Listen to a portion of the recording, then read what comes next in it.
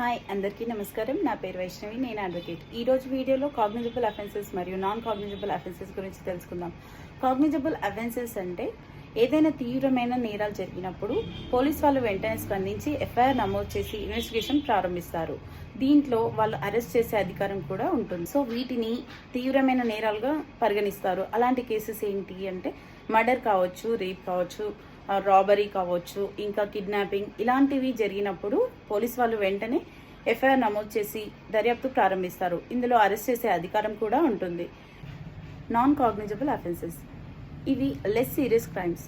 ఇందులో పోలీస్ వాళ్ళు కేవలం సిఎస్ఆర్లో మాత్రమే నమోదు చేస్తారు. సిఎస్ఆర్ అంటే కమ్యూనిటీ సర్వీస్ రిజిస్టర్.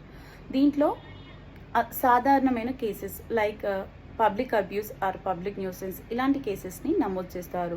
దీంట్లో దర్యాప్తు ముందుకు వెళ్ళాలి అంటే మెజిస్ట్రేట్ పర్మిషన్ తప్పనిసరి. అండ్ ఇంకా ఇందులో అరెస్ట్ చేయడానికి పోలీస్ వాళ్ళకి ఎలాంటి అధికారం లేదు. మెజిస్ట్రేట్ వారెంట్ వచ్చిన తర్వాతే అప్పుడు వారెంట్తో మాత్రమే దీంట్లో అరెస్ట్ చేయడానికి వీలుంటుంది. ఇలాంటి మరిన్ని విషయాలు తెలుసుకోవడానికి నా పేజ్ని ఫాలో చేయండి. Thank you for watching my video.